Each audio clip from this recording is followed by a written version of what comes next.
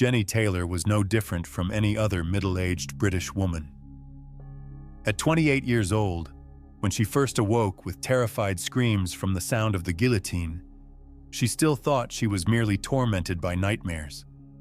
But when these visions became increasingly vivid, containing details about 18th century France that would have been impossible to know from any other source, Jenny realized these were not dreams, but memories.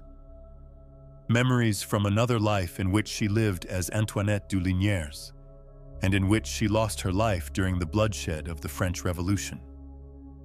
This story transcends ordinary reincarnation cases. Jenny Taylor's case is extraordinary because she did not begin remembering her previous life in childhood, but as an adult, and because she was able to construct the life of a historical person with such accuracy that even the most hardened skeptics began to reconsider. Dr. Ian Stevenson, professor at the University of Virginia, who had studied reincarnation phenomena for decades, commented on Jenny's case. "We rarely encounter a case where an adult remembers a previous life in such detail.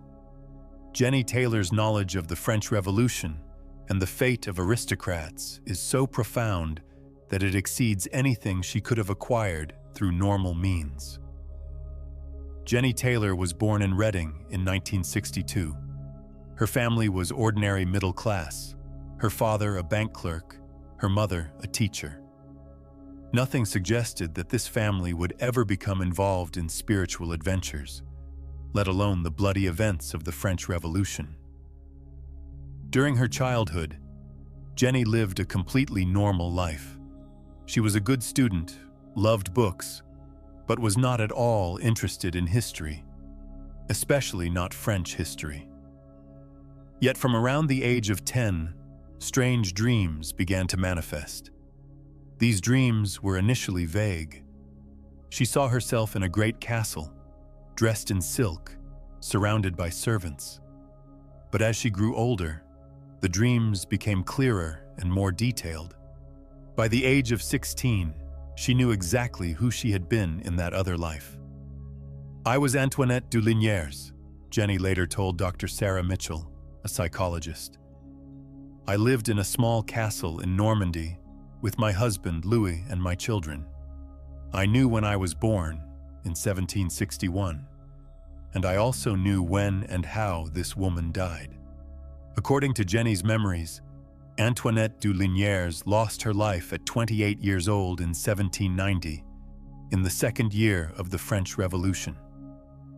She died under the guillotine, just like many other aristocrats during that bloody era.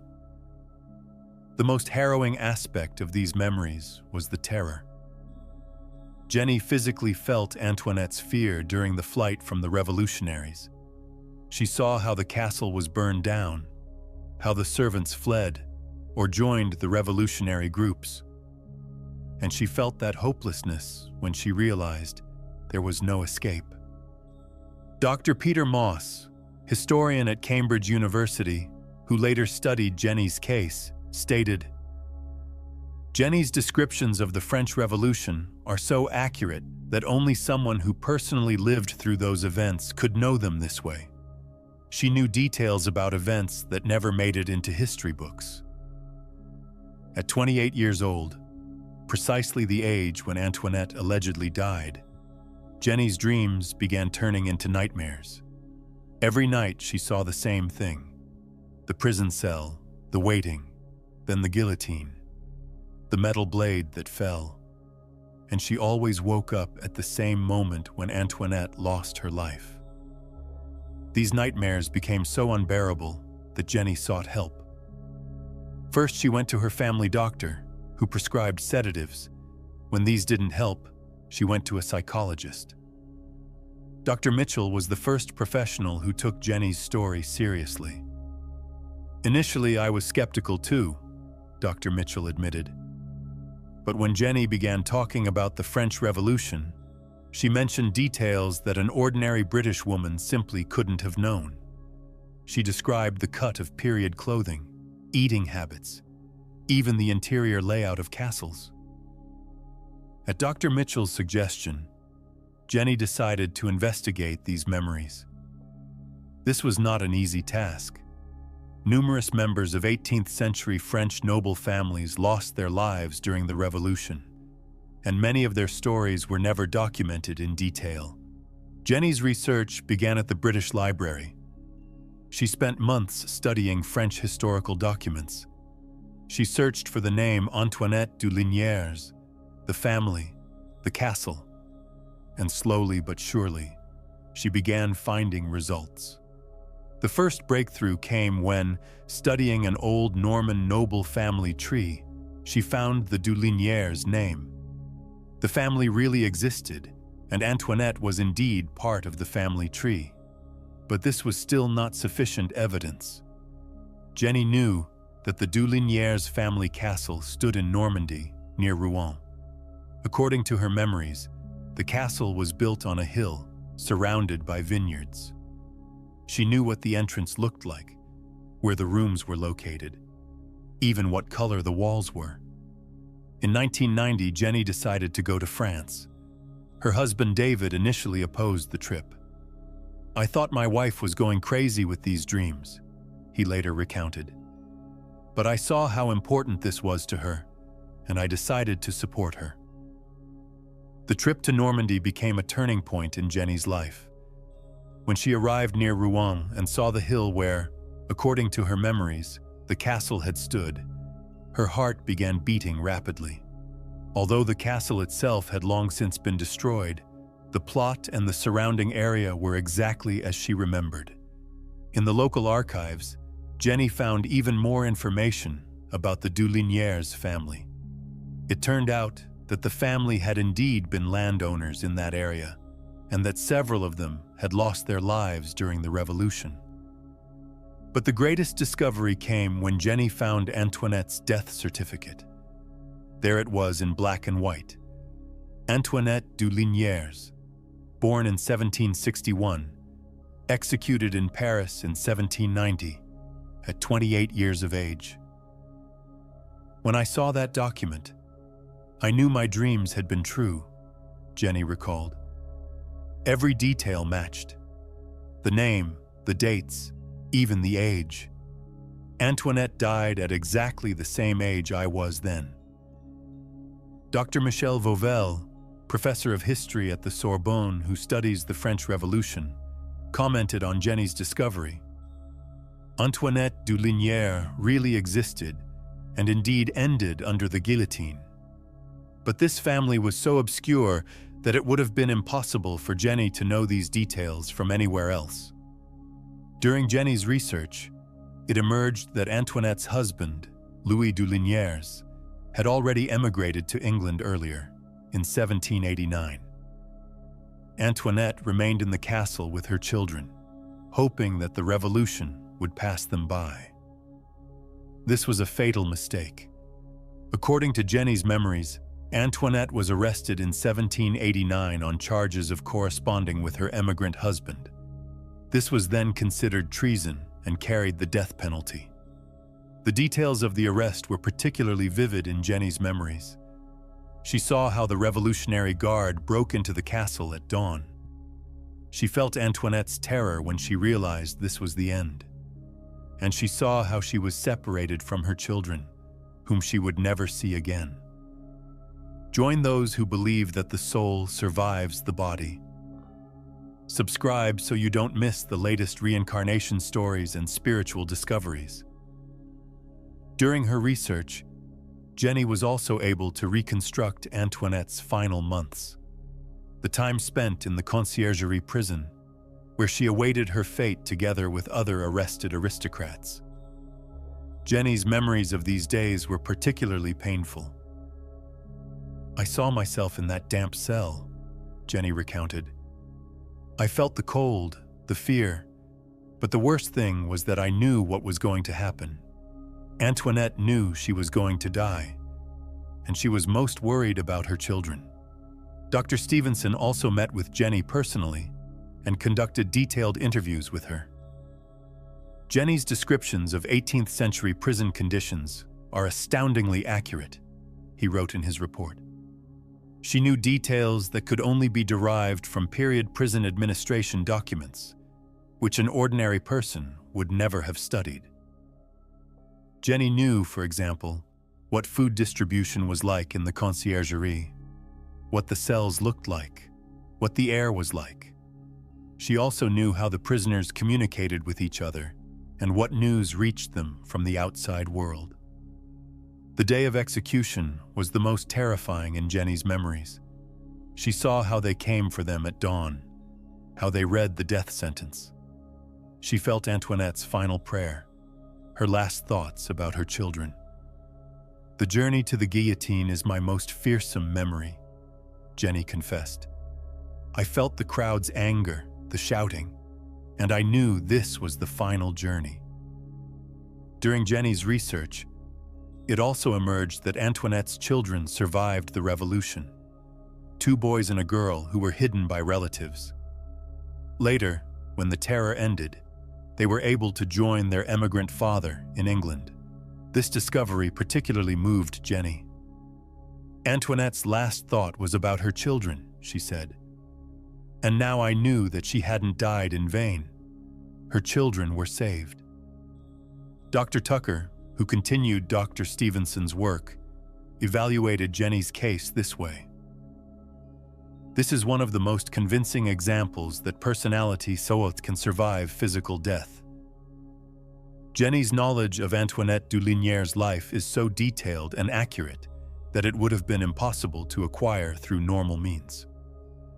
However, Jenny's story doesn't end with uncovering the past. After she found Antoinette's fate, the dreams gradually ceased, as if Antoinette's soul had finally found peace, knowing that her story had been told and that she was remembered.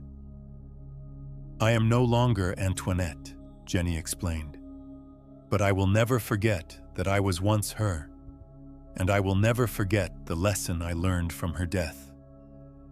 This lesson is about the cruelty of history and the dark side of human nature. Antoinette was innocent, simply in the wrong place at the wrong time. Her death served no higher purpose. She was merely a victim of her era's political madness." Dr. Elizabeth Kubler-Ross, pioneer of death studies, who became familiar with Jenny's story, commented, "Jenny's case shows that experiences we live through very intensely are capable of surviving physical death. Antoinette's trauma was so strong that it penetrated into the next life." Historians also began to take interest in Jenny's case. Dr. Simon Schama, renowned researcher of the French Revolution, stated, "Jenny Taylor's knowledge illuminates the terror from an angle we haven't seen before, from the perspective of an innocent victim." Jenny's story attracted attention worldwide. She wrote a book about her experiences, which was translated into several languages, but she never exploited her story commercially. She used all proceeds for historical research and supporting reincarnation studies. "I didn't share this story to profit from it," Jenny emphasized. "I did it because I feel people need to know that there is continuity between lives, that injustices do not go unpunished, and that all suffering has meaning." Skeptics naturally sought other explanations for Jenny's case. Some claimed that Jenny had read Antoinette's story somewhere. Others suggested she might have acquired her knowledge from films or books. However, these objections were difficult to maintain. Antoinette du Ligniéres was never a famous historical figure. No one wrote a book about her, no film processed her story. Moreover, Jenny knew details that had never been made public. Dr. Fenwick, a neuropsychiatrist who studied Jenny's case, explained, "If Jenny had read about Antoinette's story somewhere, she would remember where. But she claims this information comes from dreams. This is either a lie or something quite extraordinary." French authorities also verified Jenny's claims. Norman archives confirmed the existence of the du Ligniéres family and Antoinette's fate. Paris police archives also corroborated details of the arrest and execution. Jenny Taylor's knowledge is simply inexplicable within traditional frameworks, believes Dr. Vauvel, the historian. Either we accept that she somehow had access to Antoinette's memories, or we seek alternative explanations that are even more fantastic. Jenny's case also opened new dimensions in historical research. If it's truly possible for people to remember previous lives, this could mean new sources for historians. Dr. Moss stated, "Of course, we cannot accept such memories as historical sources without criticism. But if we thoroughly verify them and compare them with other sources, we could obtain valuable supplementary information." Jenny's story also raises deep philosophical questions. If we have multiple lives, then every action, every decision we make might have more serious consequences than we think. Antoinette's death was not in vain if it helped Jenny understand the value of life, believes Dr. Stevenson. All suffering can teach something if we are open to its lessons. Today, Jenny is around 70 and lives a peaceful life with her husband in southern England. The dreams have long since passed, but the lessons remain. She regularly gives lectures on reincarnation and the lessons of history. "Antoinette's death taught me how fragile human life is," says Jenny, "and also that we should value every moment because we never know how long it lasts." Jenny often visits France, where she maintains Antoinette's memory. She brings flowers to the place where the castle stood and spends quiet moments there, remembering those who suffered the same fate as Antoinette. "I don't go there to grieve," Jenny explains, "but to remind myself that every life is valuable and that we must never allow people to suffer due to injustice." Dr. Tucker, who continues reincarnation research, evaluates Jenny's legacy this way. Jenny Taylor's case transcends personal history. It's a reminder that we have responsibility for each other, not only in this life but possibly in the next ones too. Science is slowly beginning to accept that there are phenomena that traditional psychology cannot explain. New methods of consciousness research, such as brain imaging, offer new possibilities for studying such cases. Dr. Hameroff, who researches the quantum physical foundations of consciousness, commented, "Jenny's case and similar reincarnation stories may indicate that consciousness is not only bound to the brain. This could be a revolutionary discovery in neuroscience." Jenny's story has inspired people worldwide. She receives countless letters from people struggling with similar experiences. She advises everyone to be open but also critical. "I don't ask anyone to blindly believe my story," Jenny emphasizes, "but I ask them to listen with an open heart and decide for themselves what they think about it." Reincarnation research gained new momentum after Jenny's case. More and more researchers are dealing with the question of how memories could be preserved between lives. Modern theories suggest that consciousness is not limited to the brain, but somehow connects to a larger, universal information field. If this is true, then it's conceivable that under certain circumstances, we could access others' memories too. Jenny's case suggests that personality is much more complex and durable than we previously thought, believes Dr. Mitchell, the psychologist. This is important not only for reincarnation research, but for all consciousness philosophy. If you haven't subscribed yet, now is the time. Join us so you don't miss a single exciting reincarnation story and discover cases that challenge everything we thought we knew about existence. Jenny Taylor's story is ultimately about how the past lives on, not only in memories, but can somehow influence the present too. Antoinette du Ligniéres' tragic death was not without consequences. 200 years later, it inspired another woman's life, through whom her story could be told. Maybe this is the meaning of life, Jenny reflects, that every story should have a storyteller. that every suffering should have a witness. Antoinette didn't die in vain if others can learn from her story. The French Revolution ended. The guillotine has long been gathering dust in museums. But those people who lost their lives in that era may still be here among us in some form. Jenny Taylor's case suggests this possibility. Every life must be lived. Every death has meaning, Jenny says as her final thought. Antoinette's death taught me that life is a gift that should be valued in every moment. And it also taught me that no one truly dies as long as someone remembers them. The story ends here, but the questions remain open. Was Jenny Taylor really the reincarnation of Antoinette du Ligniéres? Or are we encountering something else, even more inexplicable? Science is still seeking answers, but until then, Jenny's story reminds us that existence is much more mysterious than we might think.